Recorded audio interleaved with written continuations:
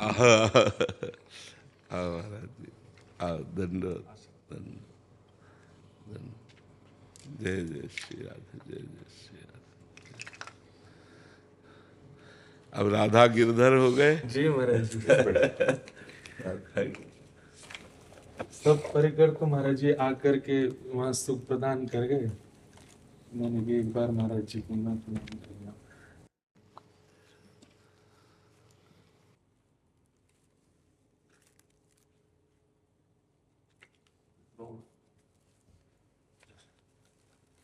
हाँ, राधा गिरधर लाल गिरधर, आओ, राधा गिरधर।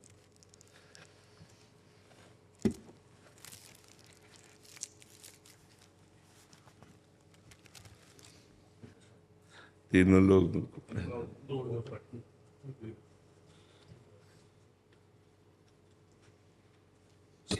लाल जी तो महाराज जी श्री जी सहित ही हैं। तो पूरी जो ब्यावला की जो पूरी प्रक्रिया भई, वो घर के हमारे सेवाएं श्री राधा माधव प्रभु हैं। पिताजी महाराज के गुरुदेव के सेवा के ठाकुर जी, तो उनकी पूरी जो व्यवस्था थी, तो जयमाल की, फेरान की, हल्दी की, मेहंदी की, रंगमहल की, वो सब सेहरा हाँ किसके बंधा? वो उन्हीं के बंधो। अच्छा, युगल। हाँ युगल। हाँ, ठाकुर जी मध्य में विराजते, प्रक्रिया युगल की। हाँ, बहुत। पूर्ण मूर्ति। इन्हीं में चित्त जोड़ना है, बस चित्त को। सबसे ज्यादा ठाकुर जी को जो पसंद है वो अपनापन पसंद है, प्रियता। भजन क्रिया उसका फल है, तपस्या उसका फल है, सब अलग अलग है, लेकिन एक अपनापन हम महान भक्तों में देखा गया, बड़े भक्तों में देखा गया, प्रियता। मेरे ठाकुर, बस वो जहां भावता उठा वो ठाकुर जी तक पहुंच गया, और वही ठाकुर जी को आकर्षित करता है। भावोत्सवेन भजताम रस काम धेनुम तम राधिका चरण रेणु महामिस्मरामी। जो हमारा भावोत्सव उठता है, जैसे मेरे गिरधर का ब्याह हो रहा है, ये जो भावोत्सव उठ रहा है, इसी में प्रेम छुपा हुआ है, इसी में आसक्ति छुपी हुई है, मेरे ठाकुर का हो रहा है। तो इस आसक्ति से भगवान का जो हम कृपा प्रसाद प्राप्त कर सकते हैं, वो किसी साधना से नहीं। इसीलिए ऐसे भक्तों को रसिक संज्ञा दी गई, जो साधना क्रिया, तपस्या क्रिया आदि आदि से बिल्कुल दूर है। रसिक तबहि पहचानिए जाके यह रस रीति, छिन छिन ही में उपजे लाल लाडली प्रीति। प्रतिक्षण वर्धमान नवीन नवीन प्रेम। जैसे हमारे प्यारी जी और प्यारे जी का सब कुछ नया ही रहता है, प्रतिपल नए रहते हैं। इसीलिए नवल किशोरी और नवल किशोर है।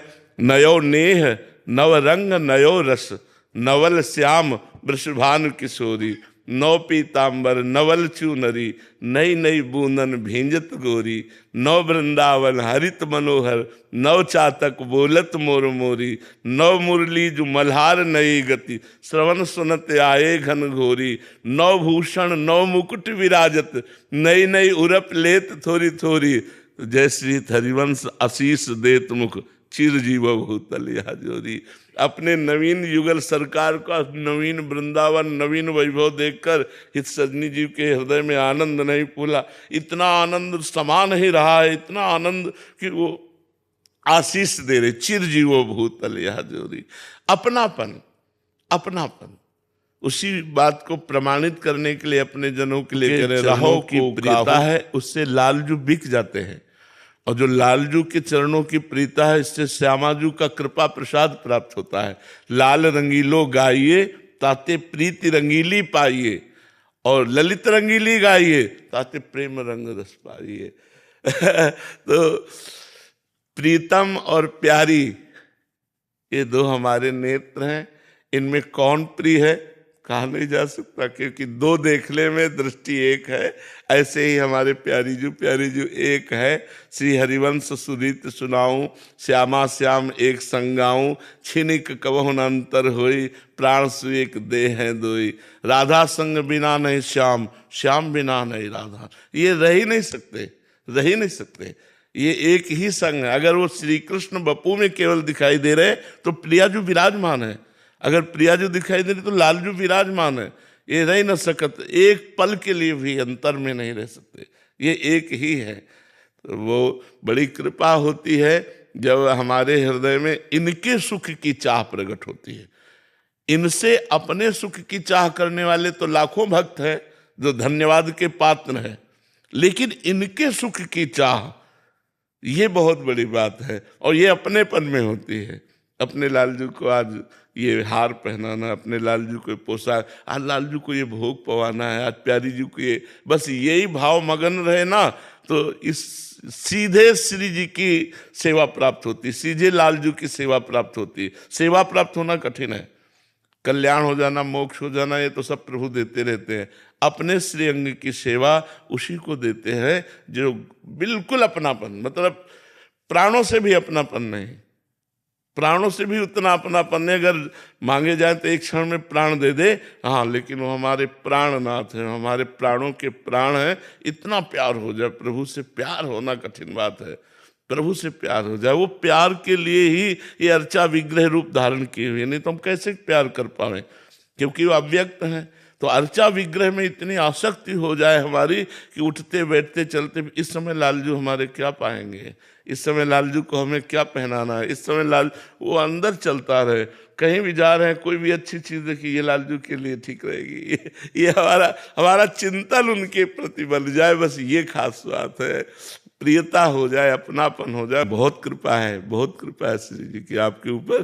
कृपा पात्र तो है ही, खूब निरंतर बस ऐसे रति करते रहिए और भगवान की चर्चा गान करते हुए कभी कोई आशा मत रखे। जो प्रभु दे दे, जैसे प्रभु रखे, बस भगवान की चर्चा भगवान की प्रसन्नता के लिए गाइए, तो ये जीवन प्रेममय हो जाएगा। श्री पूज्य रामचंद्र डोंगरे जी केवल भगवान की चर्चा, भगवान के लिए अपने लालजू को सामने रखते तो आंसुओं की माला पहनाते रहते थे, अश्रु चलता रहता, भगवान की चर्चा। जीवन धन्य ही है। अर्थ तो कितना लोगों के बैंकों में जमा है, कितना घरों में जमा, उसका कोई महत्व नहीं, अर्थ कोई महत्व ही नहीं रखता। भगवान के सामने अर्थ कोई महत्व नहीं रखता। आज भगवान की कथा को गौड़ और अर्थ को मुख्य माना जाता है, नहीं, भगवान की कथा को मुख्य, अर्थ तो गौड़ वस्तु है, तो पीछे आपके दास की तरह डोलेगी। जो वैभव ऐश्वर्य है वो तो दास है, भगवान के चरणों की सेवा में जब आप हो तो आपकी सेवा में लगे रहेगा। तो अर्थ की प्रधानता न रखते हुए भगवान की अद्भुत महिमा का गान करते हुए स्वयं उसमें प्रफुल्लित होते हुए हमारा जीवन व्यतीत हो, यही गिरधर लाल से प्रार्थना है कि उन्हीं में आसक्ति हो, उन्हीं का चिंतन हो, उन्हीं का गान हो और उन्हीं में हमारा शयन हो। बस अभी कथा के लिए निकल रहा हूँ। अब लाल जी, अब राधा गिरधर लाल जी आवेंगे, पहले तो गिरधर लाल जी पधारे, तो जब लाल जी आवेंगे तो अब हम भी चतुर्भुज है तो नहीं, ठीक है, ठीक है जी की महाराज जी हर वर्ष हम पर्ची डालें ठाकुर जी के आगे कि अगला उत्सव कहाँ कराएंगे, तो 4 स्थानों के नाम रखते हैं। तो गत वर्ष नाथद्वारा में था, तो भाव था कि गोवर्धन, वृंदावन, बरसानो या फिर एक बाहर को स्थान रखो कहीं को। तो मन में भाव आयो कि अगर बरसाने की पर्ची आ गई तो ठाकुर जी के आगे डालें, जो सबसे समीप जावे वो को माने कि ये ठाकुर जी आज्ञा कर रहे हैं। तो मैंने कहा अगर बरसानो आयो तो समझ जाएंगे कि ठाकुर जी को ब्याहुला होना। तो नाथ द्वारा में जब पर्ची डाली तो जो सबसे समीप गई तो उठाई तो श्री बरसाना धाम, तो ठाकुर जी बोले ब्याह हुए। लेकिन महाराज जी बीच वर्ष में ही ठाकुर जी बोले कि पहले ब्याह मेरो होएगो, मतलब मेरो ब्याह करवे से पहले तू एक सेवा बारी लिया। अकेलो मेरो ब्याह करेगो तो फिर कैसे अकेलो संभालेगो। तो बीच में योजना ऐसी बनाई कि पहले दास को हैगो और 1 महीना में ठाकुर जी को हैगो। लेकिन महाराज जी जितनो मन में उमंग और आनंद और उत्साह ठाकुर जी के ब्याहुला को भयो, कैसे भी ठाकुर जी को ब्याह हो, मधुर हो, आनंद में हो, तो एक बार और मैं लाल जी के सहित जी हम कृपा कीजिएगा, हाँ, दर्शन करेंगे जरूर। तब आऊंगा और बाकी संग में भी लाऊंगा परिवार को, तो सहित दर्शन कर भी आऊंगा। जरूर एक चुनरी दे दो, सखी को दे देंगे चुनरी एक से। आपको स्वास्थ्य अनुकूल है महाराज जी? बस ये है कि श्री जी की कृपा से चल रहा है, बस चल रहा है। बस लाडली जी और सब संतों की कृपा है तो बहुत सुंदर चल रहा है। हमें भगवत चर्चा करने को मिलती है, हमारी दिनचर्या चल रही, पर इतनी बड़ी कृपा है। अब दिनचर्या चल रही सब तो हम राजी हैं, जितना कष्ट मिले उस पर कोई परेशानी नहीं।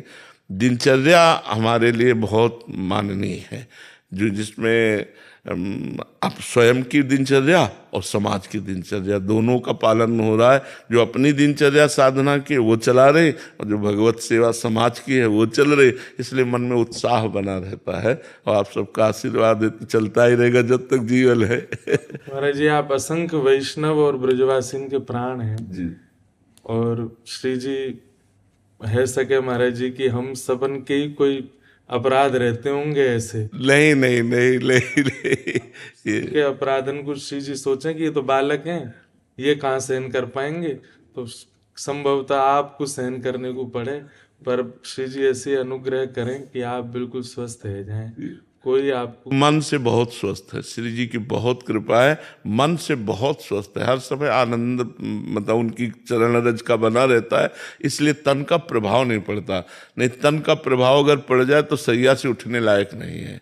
मन बहुत आनंदित रहता है, बस इसी से सब चलता रहता है। मन आनंदित है तो हर स्थिति में आनंद बना रहता है, चाहे जैसे शरीर की परिस्थिति हो वो मन तैयार रहता है। अगर मन कहीं बीमार हो जाए